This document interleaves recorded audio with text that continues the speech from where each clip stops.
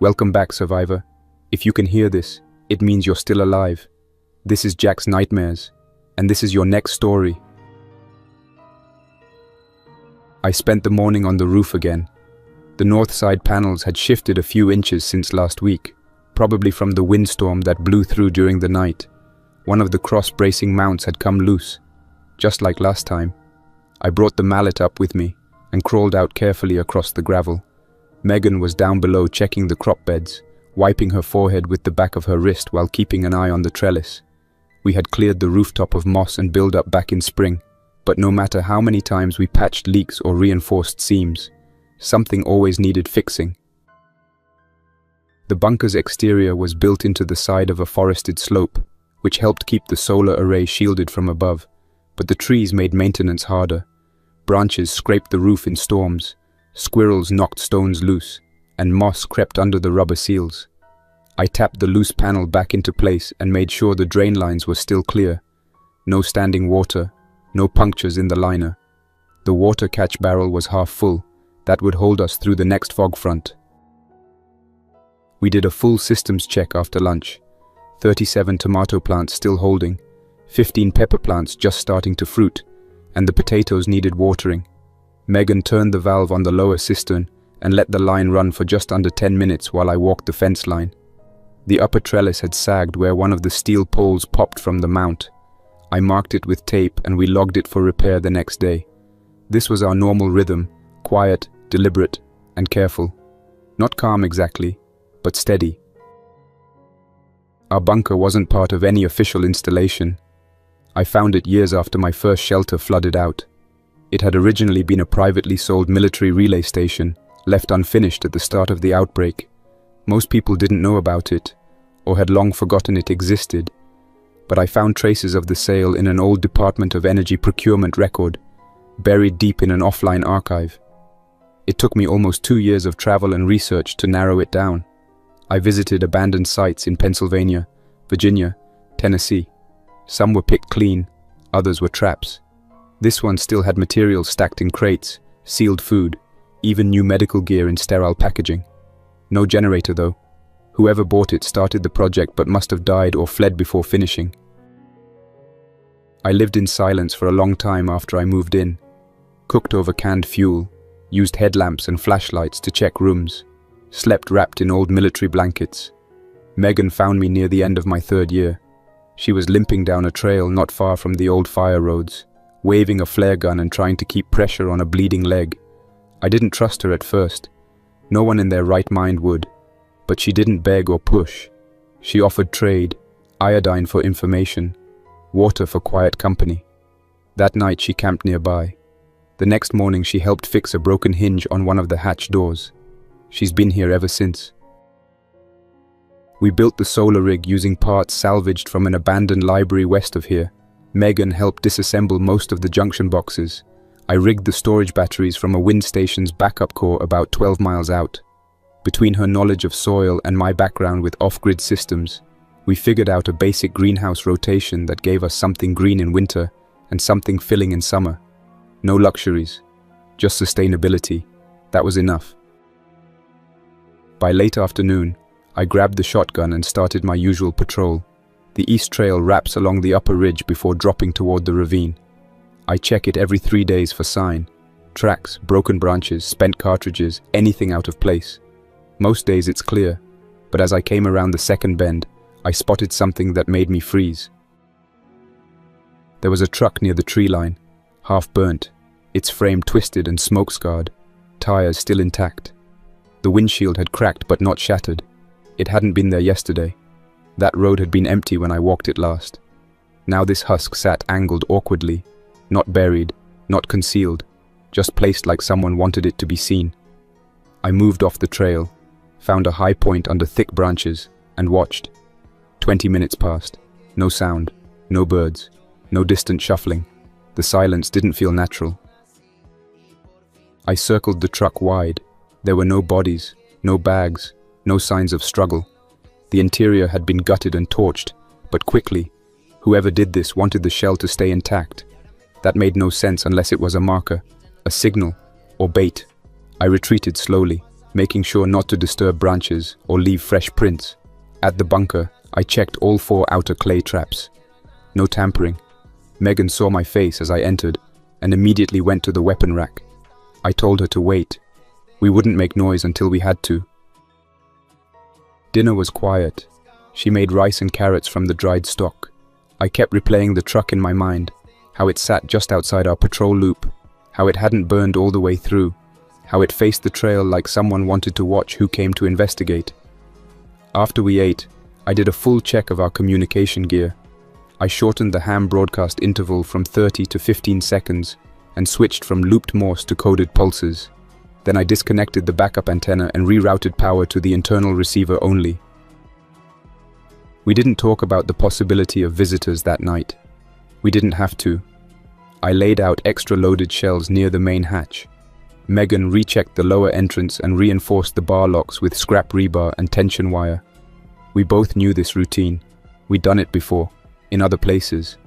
The world doesn't leave you alone forever, no matter how deep you bury yourself. That truck didn't roll in on its own. Someone brought it. Someone knew there was a bunker nearby, or at least suspected one. Maybe they saw the solar panels from a ridge. Maybe they followed one of our water collection lines. Or maybe it was worse. Maybe they got the intel from someone we crossed paths with long ago. We shared water with a few drifters 2 months back. One of them had looked too clean to be traveling that long. No dirt under his nails. Too many teeth. I spent part of the afternoon blocking off our East Piss Trail, one of those low trails animals use to slip through the undergrowth.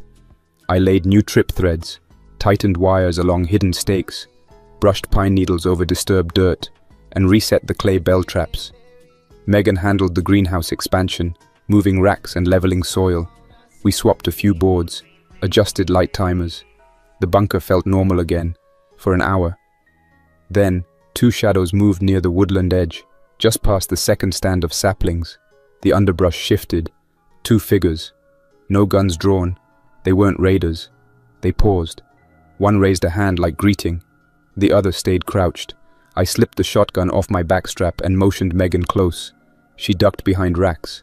We both knew any noise now could break quiet into chaos. I left the greenhouse door cracked open to let light in, and stepped out along the ridgeline, slowing to match their pace. They didn't come further.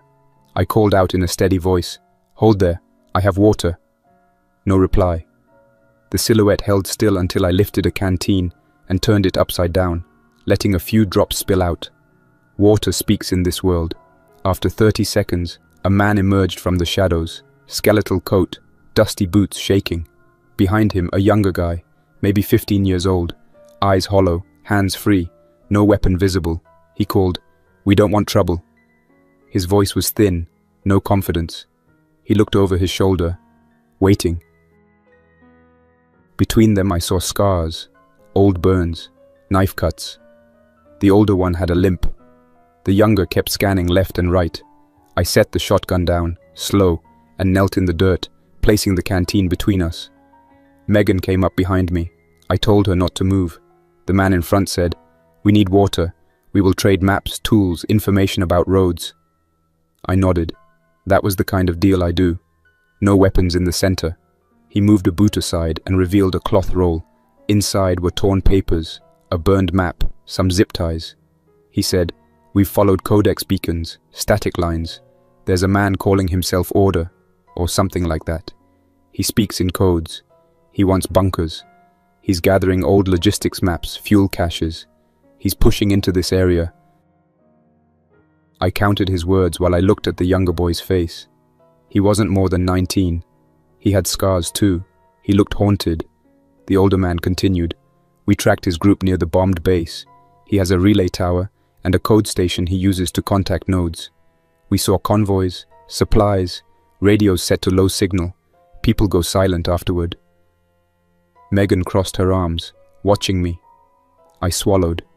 I had never heard someone call him Order before today. The name felt sterile, official. I said, "You're sure?" He nodded. "We've intercepted broadcasts. We lost a man trying to slip in. They found him and left the rest of us alive. Said it was mercy." That struck hard. We offered them a meal and water. Megan gave the boy rice soup. He scooped it in shaky hands. The older scavenger sat opposite, chest heaving. I studied him. The kind who's done one too many wrong decisions. We asked names. He said his name was Holt. The younger was Riley. Holt said they had been with a small caravanning group moving eastward. They ran low on fuel, got cut from the group when they slowed. Riley said he lost his sister during a scuffle. They had hoped to find caches to regroup. Instead, they stumbled on too much silence out here. I listened to them while they ate. In my head, I plotted possibilities.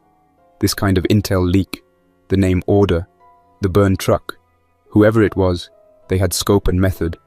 They pushed into dead zones, working quietly, harvesting secrets. The creepiest part, they already knew parts of our layout from the talk of outsiders. If I had known Holt and Riley were this close to filled versions of ourselves, I might have turned away. But curiosity killed far more survivalists than zombies ever have. After dark, I walked the perimeter with a flashlight and the 12 gauge. Holt and Riley crouched in the anteroom. Megan forbade me to shoot unless clear. I skirted edge trails, checking trap lines, listening. At one bend near the ravine, I heard low static. I paused, lifted the shotgun, and waited. The static pulsed once, twice. Faint voice. Delta 4 echo, static to standby. Then gone. I followed it back to a relay wire tucked under a root. They had been near. I flagged the trail. When I got back, Megan's face was white. She said, "What if they head here?" I said, "Then we fight smart." I told Holt and Riley we could shelter them overnight, but we would move them out tomorrow. They agreed. I gave them strict boundaries. No wandering, no signals, no contact other than me or Megan. They nodded. I locked the anteroom door. For a while I paced the darkness. I plugged my ears against my doubts.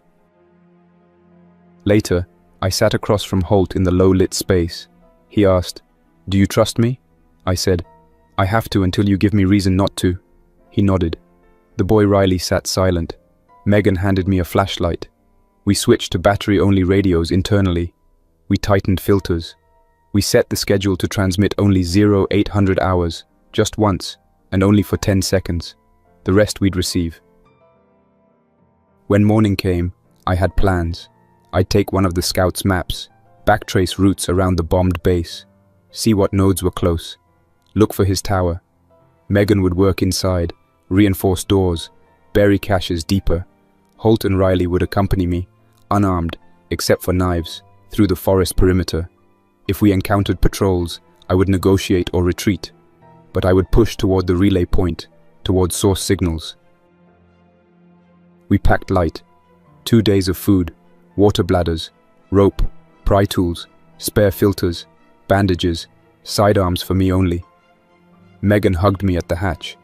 We locked the interior doors and stepped out onto the slope. The forest morning was slow. Dawn light filtered through the pines. I led the group down into the undergrowth, using game trails. The scavengers glanced back at the bunker, but didn't turn. I stayed ahead. The air was heavy with smoke, even though there hadn't been a fire nearby for weeks. That smell never left this part of the forest. Every breeze carried something burnt. We moved slow through the undergrowth, staying under canopy. The scavengers followed in silence, their boots brushing dead leaves that had dried to paper. The morning light had a dull haze to it, not from clouds, but from the constant soot drifting down from the ruins of the city beyond the ridge. I didn't like being out this far, but we needed to see what kind of people we were dealing with. By midday, we stopped in what used to be a roadside rest area. The sign had fallen over, half buried in dirt. I checked the drainage culvert that ran under the road, found nothing but old mud and raccoon prints. Holt squatted nearby, watching tree lines instead of me. I could tell he had been a soldier once, or maybe a guard. He moved with habit, scanning corners, listening more than talking. Riley was quieter, always walking behind Holt, watching him instead of the woods. I started to think they weren't just drifters, they were survivors of something organized. The map Holt gave me showed a dotted trail that ran toward the bombed base. He said the man they called Order had been seen there a month back, I had been through that base 2 years ago when I first found the bunker. It was a graveyard even then. A cluster of collapsed hangars, burned armor, and fuel storage pits that still leaked tar when the sun hit them. Not a place anyone sane would rebuild in, unless you wanted to disappear. We moved again, cutting through dense brush where old trees grew close together. The slope climbed gradually. Every few minutes I'd stop and listen. The only sounds were flies and branches rubbing together. Once I heard something larger move on the far ridge, but it didn't follow. We reached the outer fence of the base by early afternoon. What was left of it looked like a ribcage of twisted metal. Holt said this place had been shelled near the start of the collapse. Whoever had been inside hadn't stood a chance. We found the first crater near what used to be a motor pool. Concrete blasted apart, black marks up the remaining walls. Rusted vehicles half buried in the dirt. The smell of oil still clung to everything. I didn't like the look of the place. It wasn't just old. It looked disturbed, like someone had been through recently. There were boot prints in the mud, no more than a few days old. Some small, some large. Holt noticed too. He pointed to a collapsed hangar door and whispered that someone had dragged a crate through the mud. The tracks ran deeper inside. We followed the tracks until we reached the hangar. The doors had been blasted inward, leaving piles of concrete rubble at the entrance. I stepped inside slowly, flashlight aimed low to avoid drawing attention. The floor was littered with glass and twisted rebar. Near the far end, an iron beam still stood upright. Burned into its surface was a mark, a triangle with a single dot in the center, fresh scorch lines around it. Not random graffiti. It was clean, deliberate, and low enough to catch your eye when you entered. Whoever did it wanted people to see it. Holt muttered that the same symbol had been found on other sites, warehouses, truck depots, even a fuel farm north of here. Always the same pattern, always with bodies nearby. He said the group behind it used to call themselves the Order of Restoration, but lately, people just called them the Warden's Men. I didn't know the name yet, but hearing how he said it told me plenty. They weren't a cult, not exactly. They were organized, disciplined, and cruel. They didn't steal for survival, they took for control. We left the hangar and made our way across the open field toward the communication bunker on the far side of the base. The door was gone, blown off long ago. Inside, the air was cool and stale. A few broken terminals lay on the floor, their screens shattered. I picked up a piece of copper wire and rubbed it between my fingers. Fresh cut, not oxidized yet. That meant someone had scavenged wiring recently. I crouched by a wall and found cigarette ash in a small pile near a console. Someone had sat there, smoked, and left. Maybe within the last few days. Riley spotted a pack of chewing gum on the floor, still sealed. He stared at it like it was treasure but didn't move to grab it. I told him to leave it. If someone was marking territory, everything left behind could be bait. He nodded and stepped back. Holt wiped sweat from his brow and said we should head back before dark. I agreed. The air in that bunker felt wrong. Too quiet, too expectant. As we left, I marked the coordinates on my notepad and etched a faint cross on the outer door frame, so I'd recognize it later if I came back. We reached the forest by dusk. The last light filtered through the branches, turning everything dull gray. We didn't speak much on the way back. I could tell Holt was unsettled. He kept glancing at Riley, who wouldn't stop looking behind us. I caught sight of movement once or twice. Faint shapes between trees, but it could have been wind or animals. The infected didn't roam this high up anymore, too little to feed on, but other people did. When we reached the trail split, I told them to stay put while I scouted ahead. The path looked undisturbed until I reached the turn toward the creek bed. That's when I noticed fresh footprints in the mud, human, adult, heavy. Whoever made them had walked within 100 feet of the hydroponics inlet. Our lifeline. My chest tightened. That meant someone had found our water drawer or was close to it. I followed the prints back up the trail. They stopped near a downed log, then split in 2 directions. 2 sets. One older, one newer. Whoever had been near the inlet wasn't alone. I returned to the scavengers and told them we were cutting the route short. We made it back to the bunker just after dark. Megan was waiting at the inner hatch, rifle in hand. She looked pale. She said she had heard footsteps above the greenhouse earlier in the evening, slow and deliberate, then fading west. She thought it might have been me until I radioed 5 minutes later. That meant someone had circled the perimeter while I was gone. I told her about the prints and the base. Her eyes darkened, but she didn't say a word. She just walked to the storage room and started checking weapons. We kept Holt and Riley in the outer anteroom again. They didn't argue this time. They knew something had changed. I stayed up most of the night listening to the radio frequencies. Around 1 in the morning, a new signal broke through. Short bursts of static followed by clean, precise wording. Unit 37, Delta sequence confirmed. Continue consolidation. Out. The voice was calm, male, professional, not scavenger talk. The phrasing had the clipped tone of military discipline. Megan came over and listened, then slowly sat down beside me. I looked at her and said nothing. She already knew what I was thinking. By morning, I had made my decision. Holt and Riley would leave that day. I gave them full canteens, 2 ration packs, and directions toward the old highway. I didn't tell them why I wanted them gone, but they understood. Before leaving, Holt said he had once met a man who talked about cleansing zones, said he was calm, cold, and never raised his voice, called himself the Warden, claimed the world needed order again, not mercy. He said that man commanded others with exactness, plans, routes, contingencies. Those under him didn't question, they just obeyed. After they left, I walked the inlet line myself. The prints were clearer now in daylight. 2 adults, both wearing military-grade boots, not scavenger junk. I followed them farther west, up a narrow incline. That's where I found a small pile of ashes beside a tree stump. Burned paper, melted plastic. Someone had destroyed maps or documents. One scrap had a partial coordinate string still legible. Same prefix as the old military base we'd just visited. It wasn't random. They were mapping this whole sector. I buried the ashes and brushed away the prints, but I knew it didn't matter. Whoever was out there had already seen enough. That night, the radio stayed quiet until near dawn. Then a faint Morse pulse started repeating every 20 minutes. 3 short, 1 long, 2 short.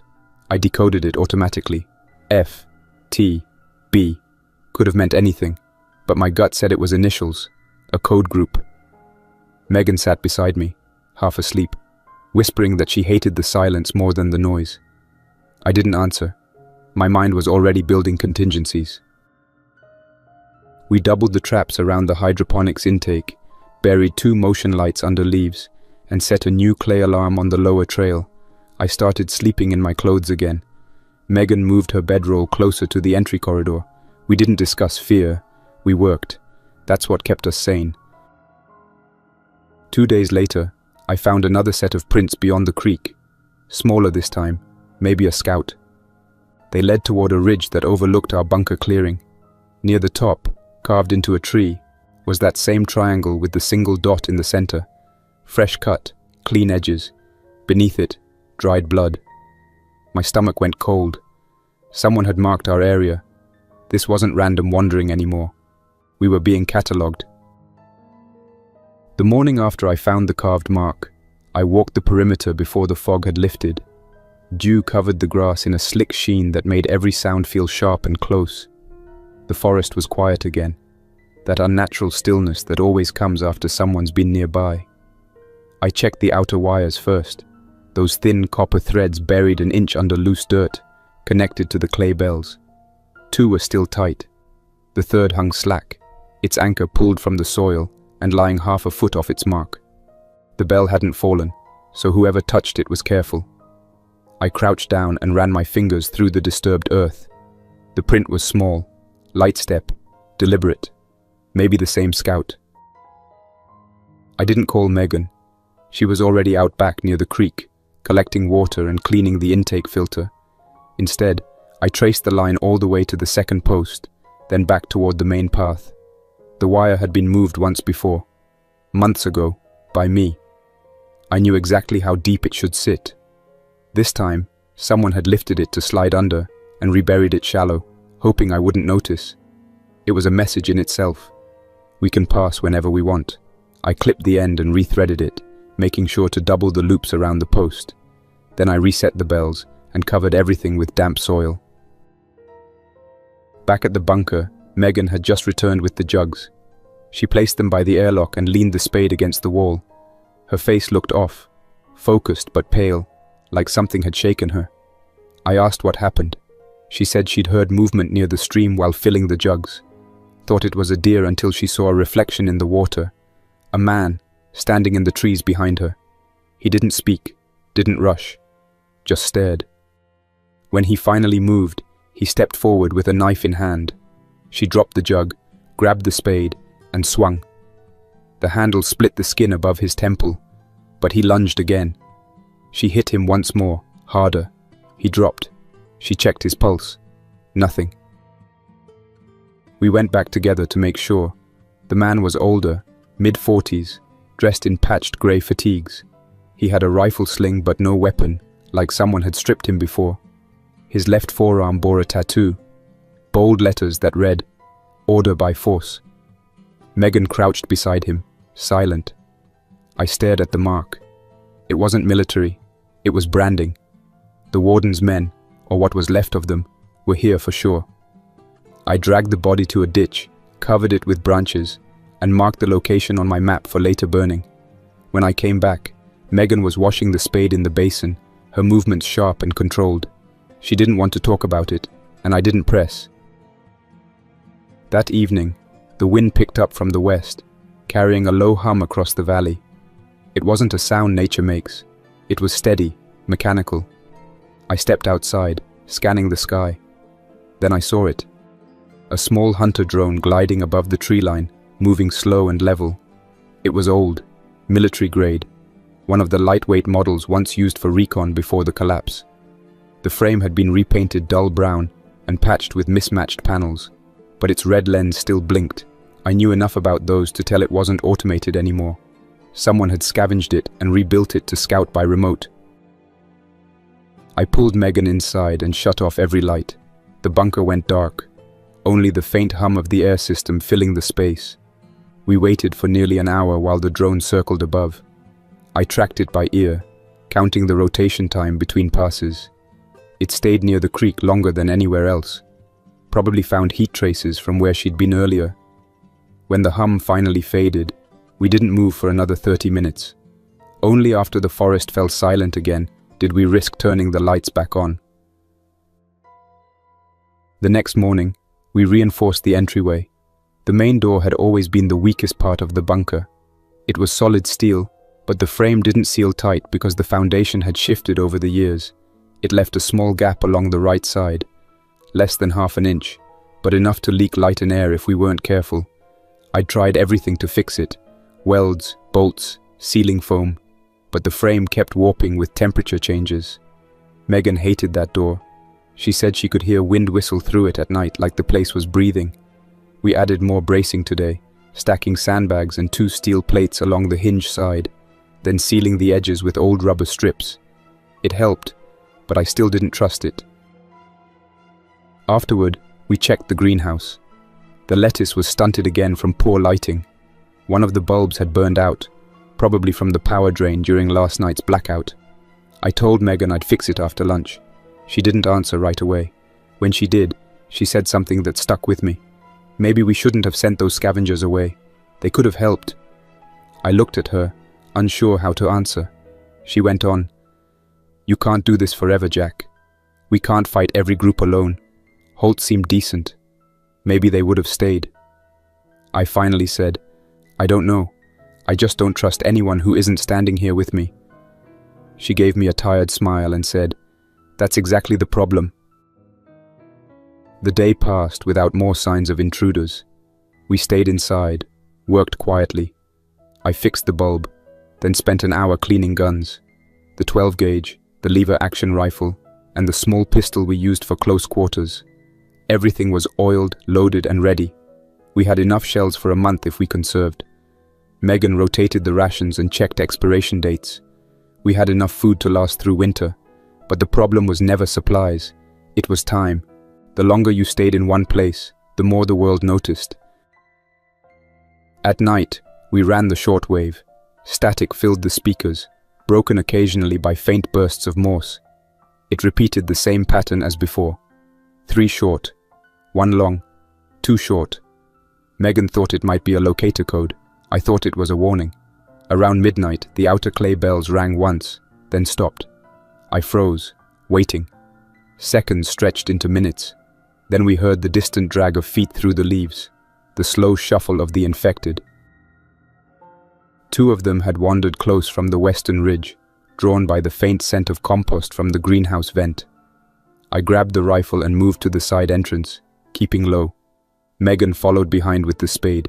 We waited until the first one stumbled into the tripwire and went down face first, the can bell rattling once before going still. I stepped out, aimed for the skull, and fired once. The second one turned and lurched toward the sound, its face pale and torn. Megan struck it from the side, the spade cutting deep. It went down without a scream. We dragged both bodies into the ditch near the waterline and covered them with soil. The noise hadn't drawn more, which meant the traps worked. When we got back inside, we sealed the door again. Megan sat on the floor for a long time, rubbing her hands clean with a rag that was already stained dark. She said nothing. I sat beside her, loading another shell into the rifle. We talked later, when the quiet felt safer. She said she sometimes wondered what would have happened if we'd taken Holt and Riley in, trained them, made a small community. Maybe we could have built something stronger together. I told her maybe, but that I didn't know how to lead anyone anymore. Too much had gone wrong when I tried before. She asked if I was sure this life, just us 2 in a bunker, was really surviving, or just waiting for the next mistake. I didn't answer that either.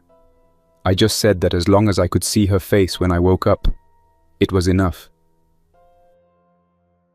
Before sleep, I checked the outer sensors one more time. The motion light buried under the pine needles flickered once, just a faint pulse. I switched on the small periscope we'd installed through the upper vent. The forest outside looked empty, still, but the drone's hum echoed faintly in the distance again, too low to track. Whoever controlled it was still out there, scanning. It hovered long enough to make my skin crawl before drifting away. The next morning started wrong. The forest felt too quiet, the kind of quiet that doesn't happen naturally. No birds, no insects, just a faint wind moving through the treetops. Megan and I ate in silence, half watching the outer monitor that flickered between static and a grainy view of the tree line. The drone hadn't shown again since before dawn, but I knew it hadn't gone far. The feeling of being watched had settled in, heavy and constant, like the air itself was paying attention. After breakfast, I made a full circuit of the outer traps. Everything was in place except for the clay bell closest to the northern fence. The post had fallen over, but the wire was still tight. I figured a deer might have brushed against it overnight. When I went to set it upright, I noticed something wedged under a root beside the post. It was small, metal, rectangular, about the size of a lighter. I brushed the dirt off and saw it wasn't a trap. It was a portable recorder, one of those old handheld models with a single red button and a built-in mic. Someone had left it for me to find. I looked around the woods, scanning the tree line for movement. Nothing. No sound. No tracks. No heat shimmer from engines. Just the wind shifting direction. I picked up the recorder and slid it into my pocket, then finished resetting the post and headed back to the bunker. Megan was cleaning the water filters when I came in. I didn't tell her what I found until we were inside the inner hatch, with the door sealed and power rerouted through the backup line. Then I placed it on the table between us. She stared at it, her expression unreadable. I hit play. The recorder clicked twice before the voice came through. Steady, low and calm. Male, late 40s maybe. He spoke with that clipped, deliberate tone of someone used to giving orders. "Jack, you've made yourself hard to find. Harder than most. I respect that." There was a pause, and then he continued. "You've built something clean, efficient, and secure. You keep your perimeter tight, your power low, your transmissions brief. You understand structure. You'd fit well in my system." Another short silence. Then, "My name doesn't matter. Some call me the Warden. I want to talk." The recording went quiet for a moment before a faint rustle came through, like he was walking over gravel. Then his voice again, closer to the mic. "I'm not here to take what's yours. I'm here to relieve you of the burden of isolation. No one lasts alone forever. You've seen that. You can trade peace for purpose. I can offer both." Another pause. "Your wife is resourceful. Her hydroponic system is the best I've seen since the fall. She deserves safety too. I can give it to her. All you need to do is listen." The tape ended with the sound of boots crunching leaves and a single click as the recorder shut off. Megan didn't speak for a while. She just stared at the little device like it might come alive again. I rewound it and played it twice more, listening for background clues.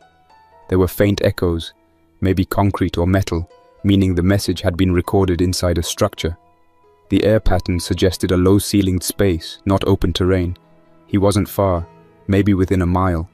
He'd scouted us already, enough to know what we had. That meant the drone was his, and whoever had attacked Megan near the creek was one of his. Megan asked how he knew my name. I didn't have an answer. I'd used fake call signs on every broadcast for years.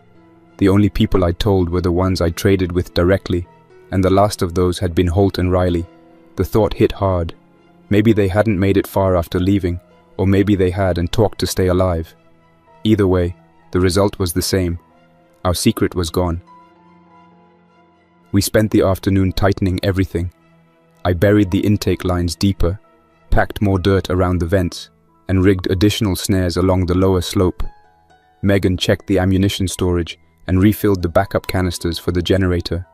The air inside the bunker grew thick with tension and diesel fumes. Every movement felt heavier, slower, more deliberate. We didn't talk about the message again, but it sat between us like an open wound. By late afternoon, I set up the shortwave and tuned it through the lower frequencies, listening for a response. Nothing but static. Then, at exactly 1700 hours, the signal changed. A clear voice came through on channel 7.250 MHz, calm and measured. It was him. "Jack, I know you're listening. You're doing what you always do. Analyzing, calculating, deciding. That's good. It's what makes you valuable. But you're wasting your skills here. We're rebuilding. Real order, not scavenger chaos. You've survived longer than most, but survival isn't the same as progress." I turned the dial, but the voice stayed on, bleeding through other frequencies. "You don't have to hide from me.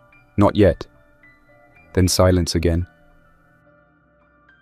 I cut the power to the radio and sat back. Megan stood behind me, arms crossed, watching. She asked if I believed him. I said I believed he believed himself. People like that always did. They think they're rebuilding civilization, but it's just another brand of control. I'd seen enough of them during the first years, the ones who declared themselves governors or captains, trying to rebuild the world in their image. The warden was smarter though. He wasn't shouting over radios or raiding for food. He was patient. He studied. He made offers first. As the sun dipped behind the ridge, the forest outside grew darker faster than usual. Clouds rolled in thick and low. We shut off all exterior lights and sealed the main hatch, wedging steel rods across the interior frame. I added 2 more braces on the lower hinge and a final plate over the ventilation slot. It wouldn't stop explosives, but it would slow down anyone trying to force their way in. The gap along the door edge whistled faintly again as the wind picked up. That sound would have bothered me months ago. Now it was a reminder. Pressure meant resistance, and resistance meant strength. Dinner was quiet. Megan barely ate. When I asked if she wanted to sleep early, she said she wasn't tired. I knew she wouldn't be. Neither was I. We spent the evening in the control room, checking cameras and rotating watch every hour. Around midnight, the motion sensor on the north perimeter flashed once, then went dark. No movement after that. I stepped outside through the maintenance hatch, crawling to the ridge to get a view. The woods looked empty, but faint red light glowed through the trees. Infrared, probably from the drone or a scoped lens. I stayed still for 10 full minutes before backing down. Whoever it was, they weren't rushing. They were observing, waiting for us to react. Inside, Megan had already armed the interior defenses. The shotgun sat near the hatch, the rifle by the greenhouse door, and the pistol under her pillow. We had drilled this routine so many times it had become mechanical. She caught my eye as I came back in. "We're not leaving," she said flatly. I nodded. There wasn't anywhere to go that would be safer. We shut down the solar feed to prevent any heat bloom from giving away our position and switched to stored power. Every unnecessary system went off. Lights, monitors, and secondary air filters. The bunker dropped into half darkness. I sat by the door again, listening to the faint hum of the backup fans and the distant wind through the trees. I thought about the warden's words, the way he spoke with calm certainty, as if he already owned us. That was how men like him worked. They didn't have to attack outright. They just made you question your security until you gave it up yourself. Sometime after 2 in the morning, I heard faint scratching outside the main hatch. Not claws, metal on metal, deliberate. I raised the rifle and motioned to Megan. We stayed still, listening. The sound stopped. Then a quiet voice spoke through the gap in the door. "You can still change your mind, Jack. You and your wife don't have to die here." The tone was calm, measured, familiar. The warden. He was close enough to touch the door. I didn't answer. I waited, breathing slow. He spoke again. "We'll be back by sunrise. I'll give you that long to think. When the new day starts, you'll either open this door, or I'll open it for you." The sound of footsteps moved away into the forest. I kept the rifle raised for another 5 minutes before lowering it.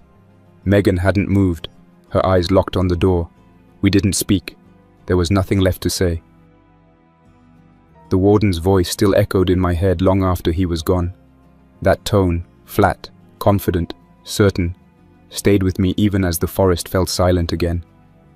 I stayed by the door until dawn, listening for movement, waiting for the first sign of what he meant by, "We'll be back." When the sky turned grey through the upper vent, I finally heard it. The dull crunch of boots stepping through leaves. Not just one pair this time. Several. Slow, steady, organized. I crawled to the periscope and angled it toward the ridge. Shapes moved between trees. 6 men, maybe more, fanning out with purpose. Each wore mismatched clothing, scavenged gear, pieces of armor or tactical vests. One carried a pack slung over his shoulder. Another dragged something wrapped in canvas. I didn't see rifles at first, just poles and long objects, tools or stakes. Then one turned, and the sunlight caught the barrel of a weapon. They were armed. I tapped Megan on the shoulder. She was already awake, hand on the spade beside her. When she saw the look on my face, she didn't ask. She just started preparing. Within minutes, the bunker shifted from its usual quiet rhythm to the sharp focus of lockdown. We cut power to the outer systems, sealed all secondary hatches, and rerouted airflow through the emergency intake. The hum of fans deepened. I loaded the rifle, checked the shotgun's chamber, then slid 2 magazines into my vest. By mid-morning, they were in position. The first hit came at 9:40, something metallic striking the outer hatch, not hard enough to dent it, but enough to test it. Megan flinched but didn't move from her post by the greenhouse corridor. I watched through the camera feed as the shadow of a man leaned close to the doorframe, maybe checking for weaknesses. Then another noise followed, a scrape of metal against the hinge, a deliberate test. They were probing, trying to learn the structure. We waited until they stepped back. Then I flipped the external speaker on and spoke into the mic. "You come closer, and I'll drop the first one who moves." The voice that came back wasn't the warden's, but someone younger. "We don't want to die here, old man. Just open up and you live." I didn't reply. I cut the mic and shut the speaker off. You never argue with people like that. It only gives them a reason to escalate. The first full attack came just after noon. A sudden burst of gunfire tore through the trees, bullets striking the outer frame, ricocheting off the reinforced plating. Sparks flew from the hinges, but the door held. Megan moved quickly, dragging extra sandbags into place, stacking them against the weak side of the frame. Dust filled the air inside, choking the space. I stayed low and aimed through the narrow firing slit near the vent pipe. catching flashes of movement outside but never clear targets. The gunfire lasted less than a minute. When it stopped, the forest went silent again. That was how it went for 4 days. Periods of silence broken by short, violent bursts of sound. The warden's people were smart. They didn't attack non-stop. They tested, adjusted, waited. Every night they changed position, never sleeping in the same place twice. We could hear them whispering sometimes through the trees, faint, rhythmic, like soldiers following hand signals. Once, Megan thought she saw a light through the upper vent, but it disappeared before she could be sure. On the second night, the drone returned. Its red lens flickered just above the canopy, hovering near the solar array. We shut down all power, but that only made the batteries discharge faster. Without solar input, our reserves wouldn't last long. The next morning, I climbed through the access hatch and used the periscope mirror to check the panels. One was cracked clean through, hit by a bullet or a rock. I couldn't fix it from inside. It would have to be replaced manually, and if I didn't, we'd lose the greenhouse lights within 2 days. That night, I went out. I told Megan not to argue, but she followed anyway. We crawled out through the maintenance vent on the eastern slope, moving low through the brush. The air was thick with fog, our breath barely visible in the cold. The forest was still. I could hear faint murmurs from somewhere downslope, maybe one of their watch posts. We stayed close to the bunker wall until we reached the array. The damaged panel reflected faint moonlight, spiderwebbed with cracks. I unscrewed it, set it aside, and replaced it with the spare we'd salvaged from an abandoned cabin months ago. The process took 15 minutes that felt like hours. Twice, gunfire snapped from the tree line, wild and unfocused. We stayed still each time, pressed flat against the cold metal. When the shooting stopped, we finished the job and retreated through the tunnel. Back inside, Megan closed the hatch behind us and leaned against the wall, breathing hard but silent. Her eyes met mine. No words, no anger, just shared exhaustion. The power indicators came back to life a few minutes later. The lights flickered once, then held steady. We'd bought ourselves another few days. By the 4th morning, the siege had taken its toll. The air inside had grown stale and heavy. One of the intake fans wasn't spinning right, its bearings worn down from constant use. Around noon, the pressure gauge dropped suddenly. I checked the intake valve and found the flow almost dead. Someone had blocked it. I sprinted to the manual crank station in the lower corridor and started turning. The wheel resisted at first, then gave way with a grinding squeal. The air trickled back through, thin and weak. I kept cranking for nearly an hour until my arms shook from effort. While I worked, Megan checked the vents using the periscope camera. Through the static, she saw movement. A figure crouched near the outer pipe, working with tools. One of the scavengers must have switched sides and joined the warden. They'd known the vent layout, the intake positions. It had to be one of them. Megan grabbed the rifle, lined up through the narrow slit, and waited for a clear shot. When the figure leaned forward, she fired once. The man fell sideways into the brush, and the intake pressure began to rise again. She stayed there a while, watching through the scope, but no one came to drag the body away. That night, we slept in shifts. I took the first watch, sitting by the air crank, turning it every half hour to keep the flow steady. The faint whir of the blades became a kind of heartbeat for the bunker. Megan lay on the cot across from me, half awake, tracing the edge of the spade with her thumb. At some point, she said quietly that maybe we should think about leaving. I didn't respond right away. When I did, my voice sounded foreign to me. I said, leaving would mean crossing open ground, with winter coming and no guaranteed shelter. She nodded slowly. It's logical, she said, but logic doesn't always help. We'll either die here fighting for what's ours, or out there in the cold without food or walls. She stood, came over, and sat beside me on the floor. Her hands were cold when they touched mine. I don't want to run anymore, Jack, she said, but I don't want to die locked in a box either. I put my arm around her shoulders and pulled her close. She rested her head against me, the way she did when she couldn't sleep. I told her I understood, that I didn't want to retreat either, but we needed a backup plan. If things got critical, if the air system failed, or they breached the main hatch.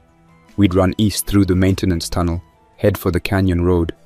We could build again if we had to. 3, 4 bunkers. 10, if it meant staying alive together. She smiled faintly, tired and sad. Always planning, she said. I told her planning was the only thing that ever kept me breathing. We stayed like that for a long time, the hum of the crank filling the silence between us. Outside, the forest creaked under the weight of the cold wind. Somewhere beyond the ridge, something metallic clanged. A tool dropped, or a weapon set down. The siege wasn't over. They were still there, watching, waiting for us to weaken. But now they knew we wouldn't open the door, no matter what they offered.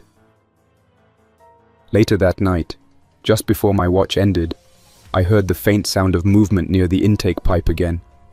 I switched on the periscope. The forest was empty, but the air shimmered slightly, as if heat was rising from the ground. Maybe exhaust from a small engine, maybe a generator.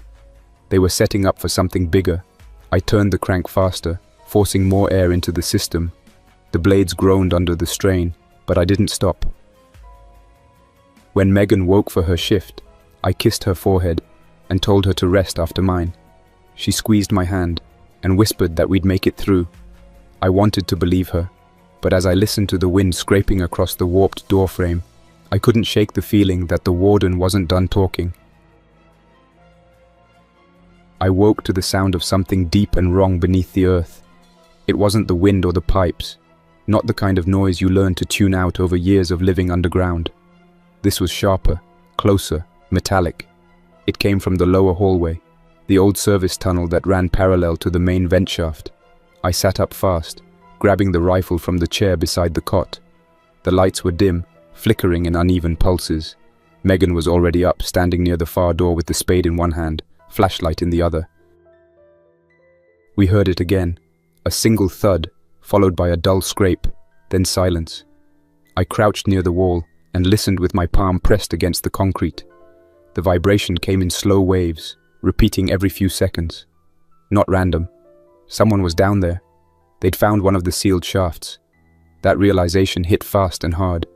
There were only 3 ways into this place, and 2 were above ground. The third was the old maintenance shaft, buried under 30 feet of packed soil. It hadn't been used since before we moved in. The warden's men must have found it and cleared it by hand. I told Megan to head for the inner corridor and lock the armory hatch. She didn't argue. She ran, fast and quiet, down the narrow passage. I switched off the safety on the rifle and moved to the lower steps. The air was colder there, heavy with dust. A faint crack echoed through the tunnel, followed by a sound that made my stomach twist. A metallic clink, quick and sharp. I knew that sound from my time in the first bunker. Charges. I turned to shout for Megan, but the explosion hit before I could. The floor jumped under my feet, throwing me backward against the wall. The light burst into white for a second, then went black. Dust filled my mouth, choking and thick. My ears rang so hard I couldn't tell if I was screaming or silent. The shockwave tore through the corridor, splitting concrete and ripping insulation from the ceiling. I rolled over, coughing, and crawled toward where the stairs used to be. Half the hallway was gone, collapsed inward, concrete chunks blocking the passage. The air smelled like burnt stone and diesel. I shouted for Megan. Nothing. I tried again. Louder. Still nothing. Panic hit me, sharp and sudden, but I pushed it down and kept moving. The flashlight was gone, crushed under debris. I found the backup one in my belt pouch, flicked it on, and shined it toward the far end. Dust swirled through the beam like smoke. A faint metallic echo came from somewhere beyond the rubble, boots scraping on concrete. I wasn't alone. I picked up the rifle and chambered around. My right shoulder screamed in protest, but I ignored it. Through the dust, faint shapes started to form. 3 figures moving cautiously through the gap they'd blown. Their helmets were dark, faces covered, armor pieced together from scavenged military gear. One carried a flashlight mounted to his vest. Another had a short rifle with a red tracer light. I fired first. The round hit the first man in the chest, knocking him backward. The second dove behind the debris and fired blindly in return. Sparks erupted along the wall beside me. I ducked behind a section of collapsed pipe and fired again, short controlled bursts. One of the intruders shouted something I couldn't make out. 3 words, clipped and sharp. Then came the sound of another explosion, smaller this time but closer, shaking more dust loose from the ceiling. My flashlight flickered out. Total darkness. Somewhere in that chaos, Megan was still alive. I knew it. She was too smart to be caught in the open. I started moving again, low and fast, keeping the rifle close to my chest. The air burned with grit and smoke. The sound of boots echoed ahead, then closer, then split. One set turning right, another moving left. They were flanking. I aimed toward the louder steps and fired 3 shots. The figure dropped. The other fired back, grazing my arm. I felt the heat of the bullet pass, but kept going. When I reached the inner corridor, the air was clearer. A dim emergency light flickered above, half broken. I could hear Megan shouting from somewhere near the armory. I started toward her voice, then froze when I saw him. The warden stood in the middle of the hall like he'd been waiting there all along. His armor was mismatched but reinforced, plates of steel welded over old ballistic padding, the front marked with that same triangle and dot symbol. His face was hidden behind a half mask, eyes unreadable through the visor. He held a pistol in one hand and a long knife in the other. He didn't raise the gun immediately. He just looked at me for a long moment, his voice calm when he spoke. "I told you this didn't have to happen." He started forward, slow, controlled. "You could have joined us. We would have given you purpose." I didn't answer. I lifted the rifle, but before I could fire, he shot. The round slammed into my side, throwing me against the wall. My grip slipped, and the rifle clattered to the floor. The pain was sharp and deep, but I forced myself to stay conscious. The warden walked closer, lowering the gun. From behind him, Megan appeared, moving fast from the corner of the armory hall. She swung both hands with a piece of metal pipe and struck him on the back of the head. The blow staggered him but didn't drop him. He turned and grabbed her by the arm, pulling the spade away. She kicked at his leg, and the two crashed against the metal rack, spilling tools and boxes. I reached for my knife, crawled forward, and pushed through the pain. The warden was strong, methodical. He didn't lash out wildly. Every move was measured. He pinned Megan's wrist and slammed her against the wall. I lunged, driving the knife into the joint of his armor. The blade sank halfway before catching on metal. He turned, elbowed me hard across the face, and I hit the floor. My vision blurred, my side screaming from the gunshot. He aimed the pistol again, but Megan caught his arm before he could fire. The shot went wide, hitting the ceiling. She slammed her forehead into his visor, cracking the lens. He stumbled back, dazed, and I surged forward, slamming into him with everything I had left. We hit the ground together, rolling. The knife fell from my hand. The warden grabbed it first, swinging down. I caught his wrist, the blade inches from my throat. His eyes were visible now through the cracked visor, cold, grey, unshaking. I twisted his wrist sideways, forcing the blade down. The edge sliced into my shoulder, then deeper as we struggled. He grunted but never broke rhythm. His strength felt endless. I managed to shove him off balance just long enough to reach for the fallen pistol. My fingers brushed it, but he kicked it away. Megan came from behind again, wrapping her arms around his neck and pulling hard. He reached back, slamming her against the wall, but she didn't let go. I scrambled forward, grabbed the knife from the floor, and drove it into his side, just below the armor plate. He exhaled sharply, more anger than pain. I pulled it out and stabbed again, lower this time. He twisted, catching my arm, and the blade sliced my forearm instead. For a moment we were locked together, both bleeding, both too stubborn to stop. He shoved me backward and drew his own knife. Megan screamed my name, but before he could reach her, I tackled him. We hit the floor again, grappling for control. His knife cut across my ribs, leaving a burning trail. I forced his arm down, slammed his head against the concrete twice. The visor shattered completely, revealing a face that looked carved from stone, clean-shaven, scarred, eyes like someone who'd seen too much and stopped caring. He smiled faintly. "You can't kill order," he said. I didn't reply. I jammed the knife upward under his ribcage and twisted. He convulsed once, then shoved me away with surprising force. I hit the floor hard, gasping. Blood dripped from his side, but he stayed on his feet. He backed toward the hallway, calling out to someone beyond the smoke. 2 figures appeared, dragging him toward the breach. He didn't look back at me, just said, "You'll die breathing dust, Jack. You both will." Then they vanished into the dark. Megan was beside me a moment later, pressing a cloth against my side. The gunshot wound was deep, bleeding steady. I could feel myself fading fast. She dragged me to the cot, tore open the first aid kit, and injected antibiotics straight into my arm. Her hands didn't shake once. She cleaned the wound with peroxide, bandaged it tight, then checked my pulse again and again like she didn't trust her eyes. I slipped in and out of consciousness for the next 2 days. I remember fragments, the sound of her voice whispering to keep me awake, the clatter of tools as she repaired the air intake, the faint hum of the fans returning to life. Once, I woke to find her asleep sitting beside the bed, her head resting against my arm. The pain in my side burned, but the sight of her breathing steady made it bearable. By the 3rd day, I could sit up. The bleeding had slowed. The antibiotics had done their job. Megan looked worn down but alive. She told me the warden's group had retreated completely after dragging their wounded away. The forest was silent again. No drone, no footsteps, no radio signals. We'd survived, but just barely. By the 4th morning, the bunker felt like it had exhaled after holding its breath for days. The air still smelled faintly of burned metal and disinfectant, but it was breathable again. Megan helped me sit up and change the bandages. Her hands were careful, steady, though the bruises across her arms told me she had pushed herself past the edge. The bleeding had stopped completely now, though the pain in my ribs came and went like a heartbeat. I could finally stand, slow but upright.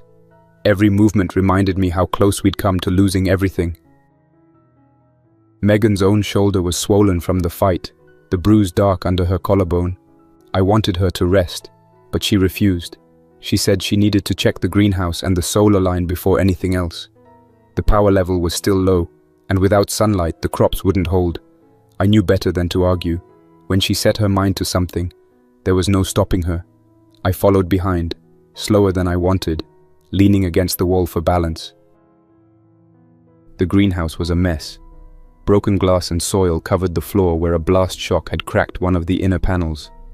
2 of the grow lights had burned out completely, but somehow, the crops had survived.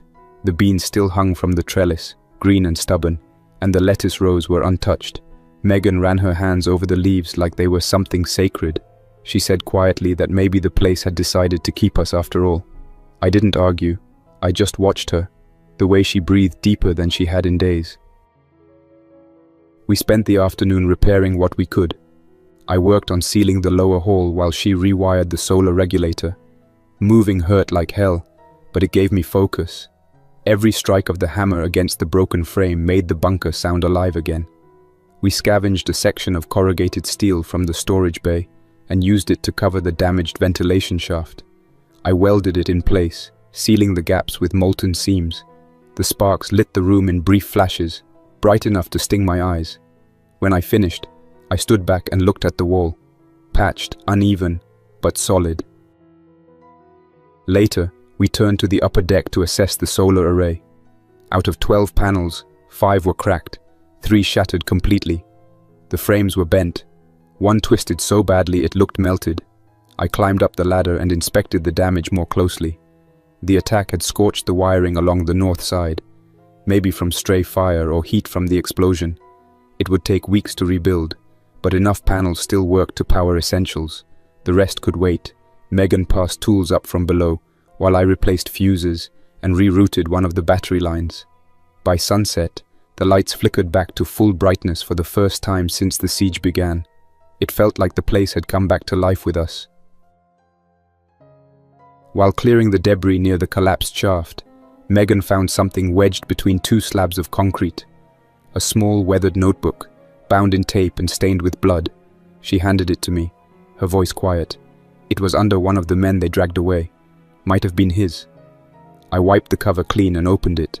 Inside were coordinates written in a tight, organized hand. Each line had a location followed by a word: secured, cleared, or lost. At least 10 entries mentioned bunkers, some familiar, others completely unknown. The last page listed one more entry: Unit Sigma status pending. No coordinates, just those 2 words. We read it together at the table, the only light coming from a small lantern between us. It was a ledger, not a journal. Each bunker represented a raid, a conquest, or a failure. Every line marked people like us, those who tried to hold out and were erased one by one. The warden had been building a network of subjugation, documenting it like an engineer keeping track of maintenance logs. Seeing it laid out that way made the fight we'd just survived feel smaller, but more personal. We weren't the only ones resisting. We were just one of the last still standing. We buried the attacker's body before nightfall. There was no ceremony, no words, just the rhythm of the shovel cutting into the soil. Megan stood beside me, her sleeve tied around her shoulder to keep pressure on the bruise. The air was cold, and mist drifted low through the trees. I tried to imagine what kind of man he'd been before all this. If he'd chosen this life willingly, or if the warden had taken everything from him until he stopped caring. It didn't matter anymore. When the hole was filled, I pressed a flat stone on top and left it unmarked. That night, we worked until exhaustion caught up. Megan checked the water filters, then cleaned the first aid kit for the 10th time. I repaired the cracked hinge on the armory door, sealing it with 2 new bolts. The bunker was wounded but alive, same as us. Every mark, every scorch, every dent felt earned. It was proof we had fought and survived. When we finally stopped, the silence felt different. Not fearful, not waiting, just quiet. I sat at the work table, spreading out the salvaged maps beside the ledger. Megan brought 2 tin cups of water and sat across from me. Her hair was matted with dust, her eyes red from fatigue, but there was still light in them. We looked over the map together, tracing old supply routes and forgotten military lines. Most of the locations from the ledger were too far or too dangerous to reach. Still, we marked them. If we ever had to run again, we'd need options. The bunker might hold for another year, maybe longer, but nothing lasts forever in this world. Megan leaned back, rubbing her temples. She said we'd need to rebuild the perimeter once my side healed and the panels were fixed. I told her we'd do more than rebuild. We'd fortify, seal the vents completely, reinforce the main door with concrete from the collapsed tunnel, and set traps through the outer valley. If the warden ever came back, he'd find a fortress waiting. She smiled faintly at that, the first real smile I'd seen from her since before the siege. When the night deepened, we shut off the lights to conserve power. The lantern's glow cast long shadows across the table, stretching over the maps and the empty cups. Megan rested her head against my shoulder, breathing slow and even. I wrapped an arm around her and held her there, feeling the warmth of her skin through the bandages. My ribs ached, but I didn't care. The bunker creaked quietly above us, the steel frame settling back into place. For the first time in weeks, it sounded like home again. Outside, the wind moved softly through the trees, carrying no drone hum, no voices, no threat. Just the sound of the forest returning to what it was before men tried to control it. The air filters hummed faintly in rhythm with Megan's breathing. I looked at the sealed door and the flicker of light across its surface. The scars would stay, but the place would hold. We didn't speak much after that. There wasn't anything left to say. We had fought for our ground, paid for it with blood, and still had something to show for it. As long as we could breathe, we could rebuild. As long as we could rebuild, we were still free. I reached out, turned the lantern down until only a faint glow remained, and whispered that tomorrow we'd start welding the last vent shut. Megan's eyes were already closing. She murmured that she'd hold me to it. I told her I knew. We both laughed quietly, soft, tired, and real. When the light finally died, the darkness didn't feel like an enemy anymore. It was just the space between what we'd lost and what we still had. The war wasn't over, not even close. But for now, the bunker was ours again. That's all for now. Thanks for listening. Don't forget to like and subscribe to keep the stories alive. For now, stay quiet, stay vigilant, and stay alive. Jack's Nightmares, signing off. Until next time, survivor.